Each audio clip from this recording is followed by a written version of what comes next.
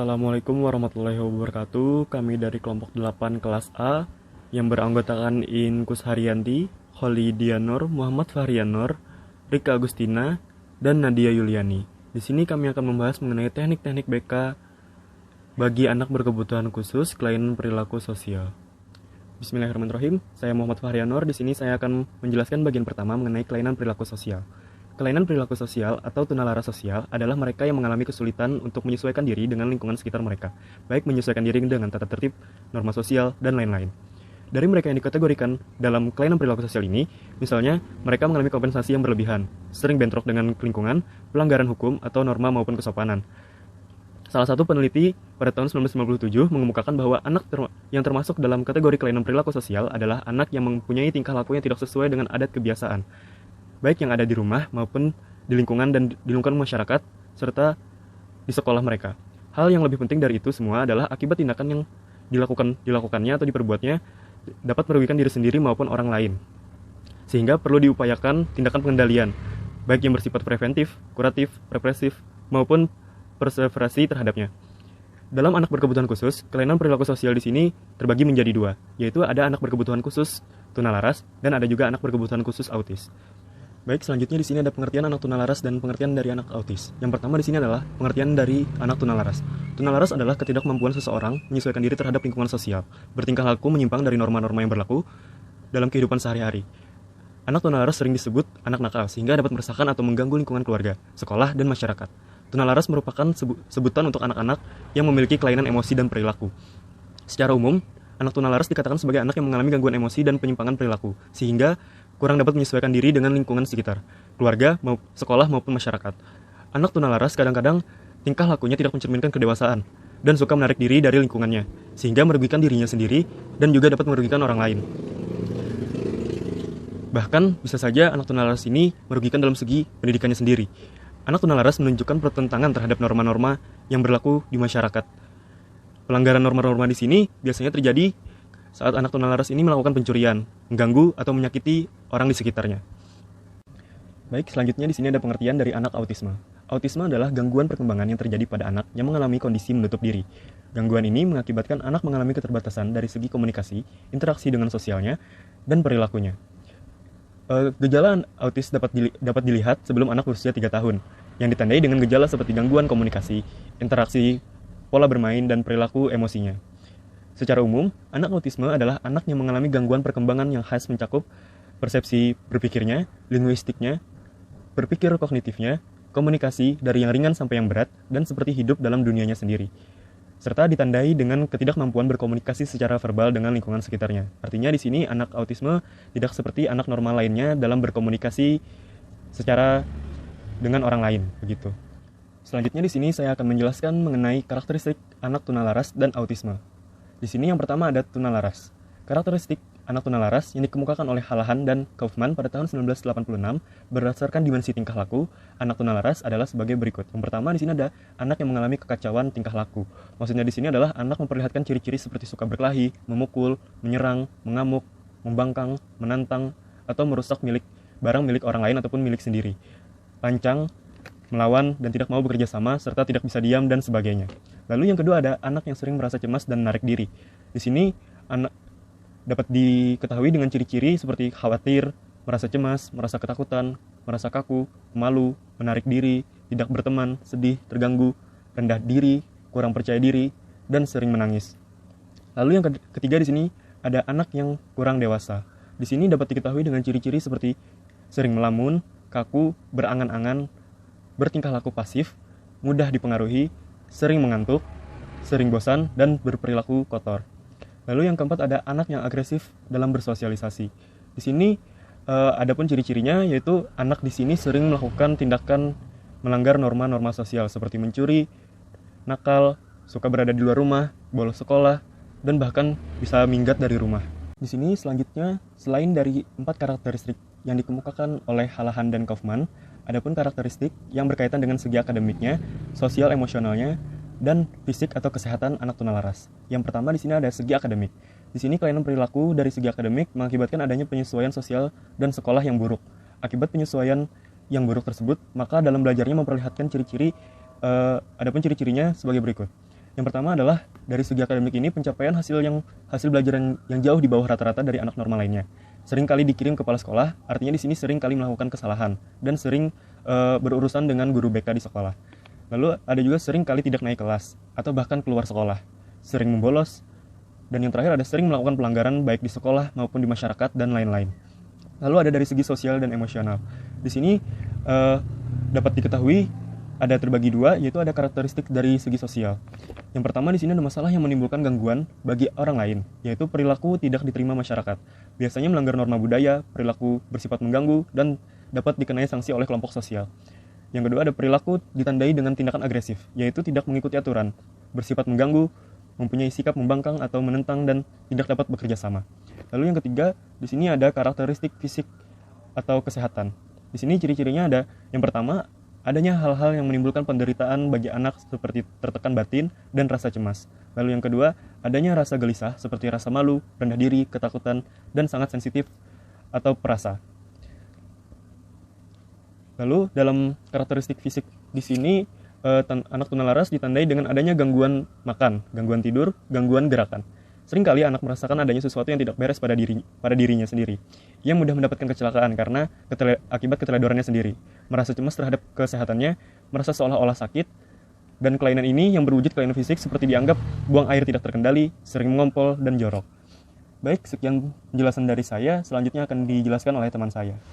Baiklah, di sini saya akan melanjutkan presentasi dari teman saya tadi pada bagian karakteristik anak autis.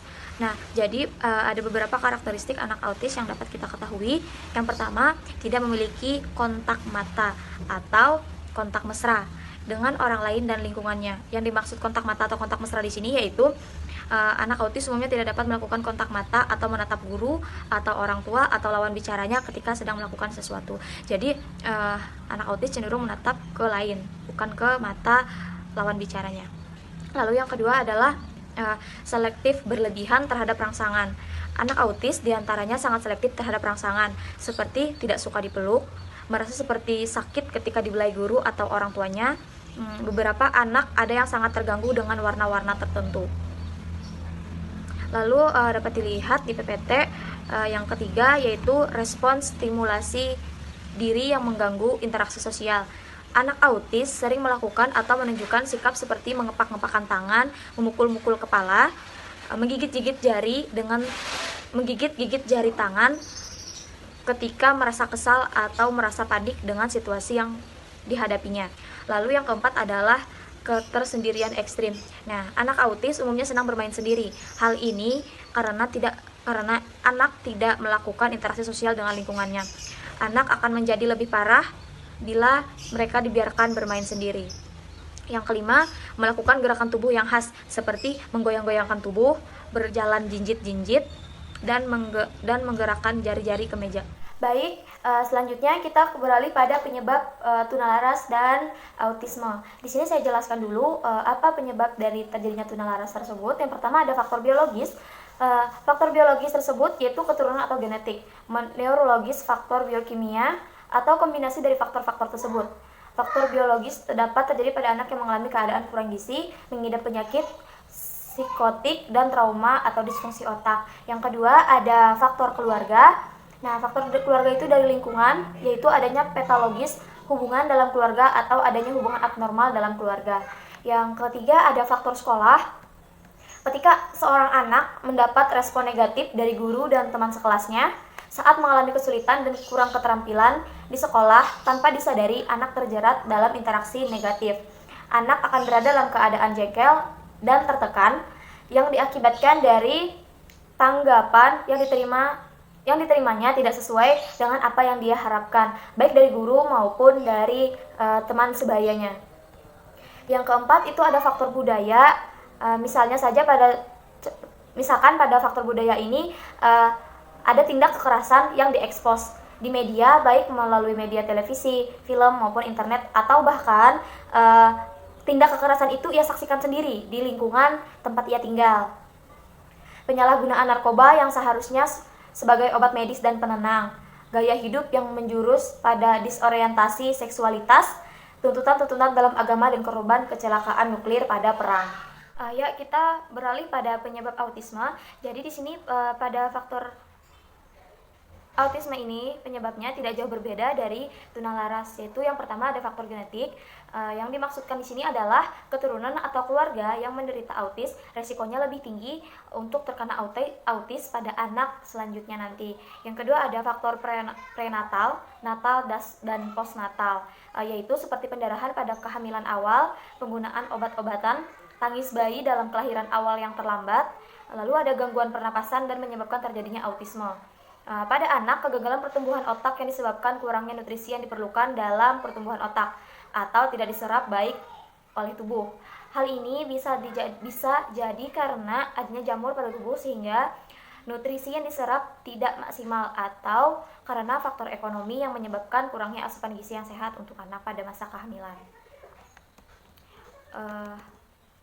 Selanjutnya ada faktor neuroanatomi, yaitu gangguan atau fungsi sel otak selama masih dalam kandungan yang bisa jadi disebabkan oleh terjadinya hambatan oksigenasi, pendarahan, atau infeksi.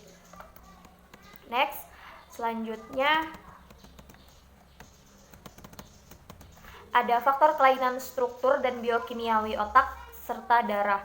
Kelainan atau abnormalitasi yang terdapat pada cerebrum dengan sel-sel Purkinje memiliki kandungan serotonin dengan kadar yang tinggi.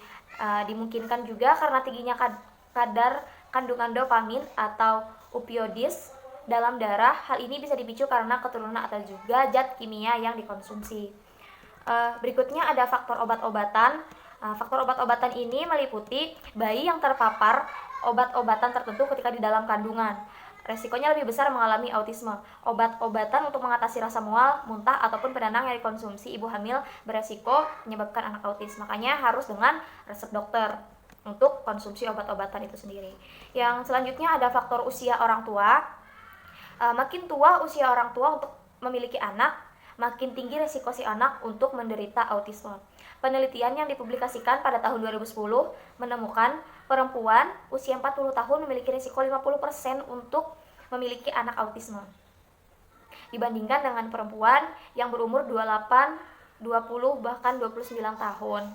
Memang belum diketahui dengan pasti hubungan usia antara usia orang tua dan autisme. Namun hal ini juga diduga karena terjadinya faktor mutasi gen. Berikutnya ada faktor lingkungan. Faktor lingkungan atau eksternal juga bisa menyebabkan bayi menderita autisme, seperti lingkungan yang penuh tekanan dan tidak bersih. Lingkungan yang tidak bersih dapat menyebabkan alergi melalui ibu. Karena itu, hindari paparan sumber alergi berupa asap rokok, debu, atau makanan yang menyebabkan alergi, khususnya pada masa kehamilan. Saya Rika Agustina, di sini saya akan menjelaskan tentang model pelayanan anak tunalaras dan autisme. Yang pertama kita akan membahas tentang tunalaras, pelayanan pendidikan. Bentuk pelayanan pendidikan dapat diselenggarakan di SLB khusus bagi anak tunalaras atau SLBE berdasarkan data statistik tahun 2003 yang dikeluarkan Direktur Pendidikan Luar Biasa menyebutkan bahwa jumlah anak tunalaras sebanyak 351 orang dengan jumlah 12 sekolah luar biasa bagi tunalaras. Yang B, ada bimbingan rehabilitas. Bimbingan yang diberikan oleh guru pembimbing rehabilitas merupakan upaya bantuan media sosial dan keterampilan yang diberikan kepada peserta didik agar mampu mengikuti pendidikan. Jadi dalam bimbingan ini peserta didik diberikan kemudahan untuk mengikuti pendidikan dengan menggunakan media sosial dan keterampilan yang ia miliki. Slide selanjutnya. Pada slide selanjutnya kita akan membahas autisme. Yang pertama, ada kelas transisi. Apa sih sebenarnya kelas transisi? Kelas transisi ini kelas yang diperuntukkan bagi anak autis yang telah diterapi, memerlukan layanan khusus secara terpadu, dan struktur kelas transisi sebisa mungkin berada pada sekolah reguler. Supaya apa? Supaya anak autis ini mudah berbaur dengan teman dan dia juga mudah menyesuaikan diri terhadap lingkungannya. Yang kedua, ada program pendidikan terpadu. Program pendidikan terpadu dilaksanakan di sekolah reguler dalam waktu tertentu. Jadi, dalam program pendidikan terpadu ini biasanya dipergunakan untuk anak yang mengalami remedial. Yang ketiga, ada program pendidikan inklus.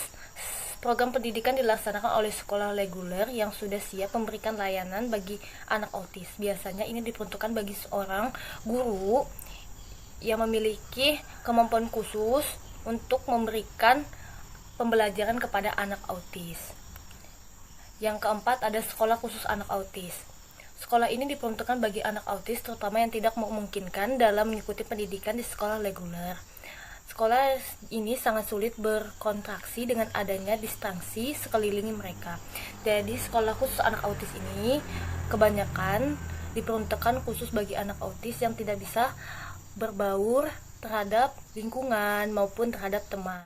Perkenalkan, nama saya Nadia Yuliani. Di sini saya akan menjelaskan tentang peran bimbingan dan konseling pada anak tunalaras. Bimbingan dan konseling sebagai layanan membantu 4 pendekatan. Pendekatan krisis, remedial, pencegahan, dan perkembangan. Sebagai layanan yang memiliki pendekatan yang komprehensif, maka ada beberapa komponen di dalamnya, yaitu asumsi dasar dan kebutuhan dasar, teori bimbingan perkembangan, kurikulum dan tujuan bimbingan perkembangan, prinsip-prinsip bimbingan perkembangan, program bimbingan dan konseling, serta kebutuhan acuan yuridis dan model nasional untuk mendapatkan standar layanan, juga untuk melindungi layanan bimbingan dan konseling sebagai profesi. Sebagai profesi dibutuhkan layanan, aturan-aturan, dan penata laksanaannya, agar tidak tumpang tindih dengan profesi guru. Untuk itu, perlu adanya pendidikan profesional, konselor, dan layanan bimbingan dan konseling dalam jalur pendidikan formal. Keberadaan konselor diharapkan mampu mengatasi masalah di luar kemampuan dan kewenangan guru. Misalnya, melakukan layanan bimbingan dan konseling kepada orang tua anak berkebutuhan khusus. Mengenai kebutuhan layanan bimbingan dan konseling bagi anak berkebutuhan khusus ini, Thompson dan kawan-kawan 2004 grafik garis besar sebagai berikut. Anak harus mengenal dirinya sendiri. Kedua, menemukan kebutuhan anak berkebutuhan khusus yang spesifik sesuai dengan kelainannya. Kebutuhan ini muncul menyertai kelainannya. Ketiga, menemukan konsep diri. Keempat, memfasilitasi diri terhadap kelainan atau kecacatannya. 5. Berkoordinasi dengan ahli lain. Keenam, melakukan konseling terhadap keluarga anak berkebutuhan khusus. Ketujuh, membantu perkembangan anak berkebutuhan khusus agar berkembang efektif, memiliki keterampilan hidup mandiri. Ke-8, membuka peluang kegiatan dan mengembangkan hobi. 9. Mengembangkan keterampilan pribadi dan sosial.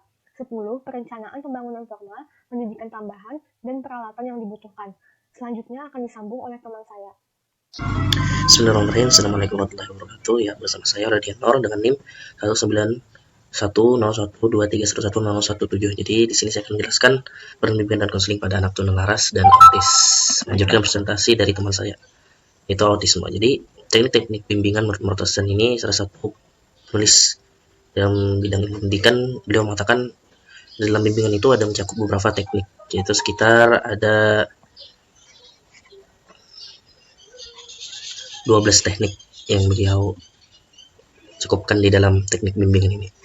Yang sudah kita ketahui tadi kan, autis sudah dijelaskan teman saya sebelumnya, kalau autisme itu adalah bukan dapat kita simpulkan orang gila atau sebagainya, tetapi autis ini adalah gangguan perkembangan, artinya gangguan yang terjadi di dalam perkembangannya, seperti itu. Dan umumnya mungkin bisa kita jumpai pada anak-anak yang mungkin sering kita lihat, walaupun ada juga sebagian dari yang dewasa lah, seperti itu. Jadi yang pertama itu ada teknik observasi. Mungkin di sini saya akan menjelaskan teknik-tekniknya aja, tetapi mendeskripsikan atau mendefinisikan secara menyeluruh saja, karena mungkin akan kita jelaskan definisinya secara mendetail mungkin akan lebih lama. Jadi teknik observasi, teknik observasi itu sendiri artinya dimana kita itu turun ke lapangan, melihat dan menelaah atau mencari sumber informasi, itu dinamakan dengan teknik observasi. Yang kedua itu pengetesan. Pengetesan ini artinya setelah kita mendapatkan misalnya kajian dari kita meneliti di lapangan, namanya diadakan dengan namanya ada pengetesan. Setelah itu studi kasus.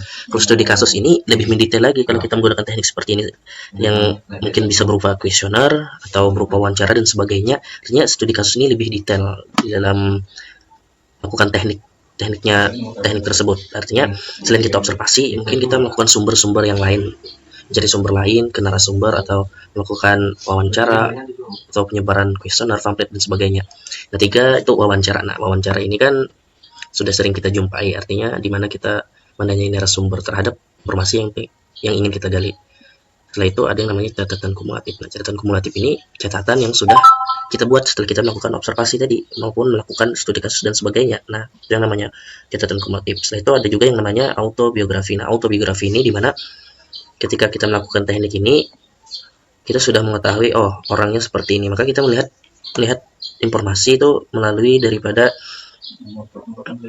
paparan orang yang sudah mengetahui. Jadi misalnya di buku misalkan kita melihat melihat salah satu ilmuwan, situ kan ada biografinya. Mungkin contoh seperti itu. Yang kedua, yang setelah itu pertemuan dengan orang tua. Nah, ini mungkin lazim saja sering kita temui, itu di mana seorang konselor itu menemui orang tuanya atau mungkin mengadakan pertemuan antara konselor dan orang tua. Karena orang tua ini termasuk dalam stakeholder dalam peranannya di dalam untuk pencapaian bimbingan dan konseling atau layanan terhadap konseli yang bersangkutan. Setelah itu ada yang namanya sosiometri. Nah, sosiometri ini kalau tidak salah itu melakukan namanya, artinya di mana itu melakukan istilahnya melihat pengamatan tuh melalui hubungan individu dengan kelompok. Di situ kita bisa mengetahui bagaimana interaksinya terhadap lingkungan. Selanjutnya itu ada yang namanya teknik widya wisata, itu di mana kita melakukan wisata bukan hanya sekedar wisata atau sebagainya, tapi di sana ada juga pembelajaran yang harus kita ambil. Misalkan kita ke wisata sejarah, nah kita harus bisa mengetahui sejarah mulanya dibentuk wisata ini seperti apa. Mungkin seperti itu gambaran kecilnya. Selanjutnya teknik bimbingan diskusi. Mungkin diskusi sudah banyak mengetahui kalau diskusi itu artinya kita melakukan pembicaraan dengan orang lain, mungkin minimal 3 atau 2 orang sambil melakukan diskusi, nah, atau membahas suatu topik. Setelah itu ada yang namanya bermain peran. Nah, bermain peran ini artinya itu dimana seorang anak diberi tanggung jawab untuk melakukan perannya. Nah, artinya sejauh mana dia bisa memainkan peran yang telah ditunjuk kepada dia.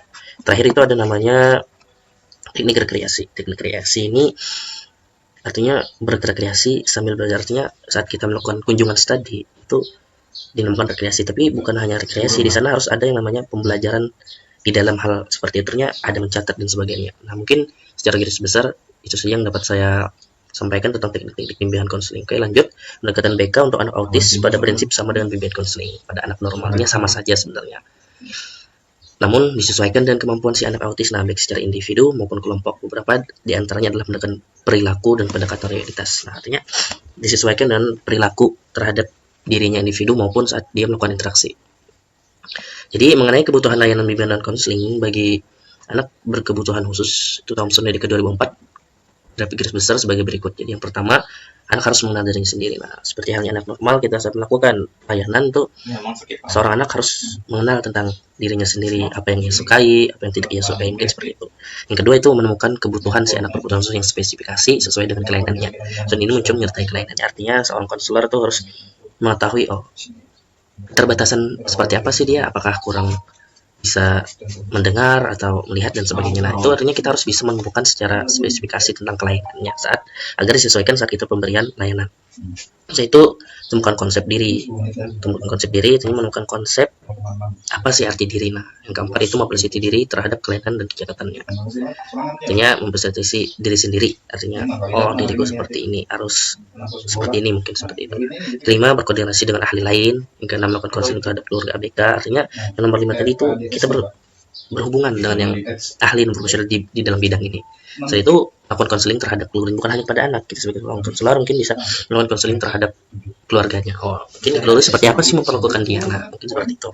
Jadi yang tujuh itu membantu perkembangannya agar efektif memiliki keterampilan hidup. Artinya bukan hanya melakukan pelayanan, tapi kita di situ juga bisa membantu perkembangan efektifnya agar nanti ke depannya itu dia bisa hidup mandiri. Nah, artinya seorang konselor tugasnya bukan hanya menceramahi atau sebagainya, tapi kita juga harus membantu dia agar dirinya berkembang. Yang kedelapan itu membuka peluang kegiatan dan mengembangkan hobi. Yang 9 membangun keterampilan pribadi dan sosial. Yang terakhir perencanaan pembangunan formal, pendidikan tambahan dan peralatan. Mungkin yang 8 tadi kan kegiatan hobinya itu harus kita hargai agar dia lebih mencintai hobinya. Yang 9 itu mengembangkan, misalkan dia memiliki keterampilan terhadap pribadi khusus, jadi seorang konselor bisa dilihat sebagai sebuah peluang untuk bisa dikembangkan. Yang terakhir itu kita membantu dia dalam pembangunan formalnya, pendidikan tambahan dan peralatan. Nah, mungkin itu saja yang dapat saya sampaikan dan kelompok kami fahamkan. Salah hilap mohon maaf. Sebelumnya saya ucapkan terima kasih pada semua yang terlibat. Wassalamualaikum warahmatullahi wabarakatuh.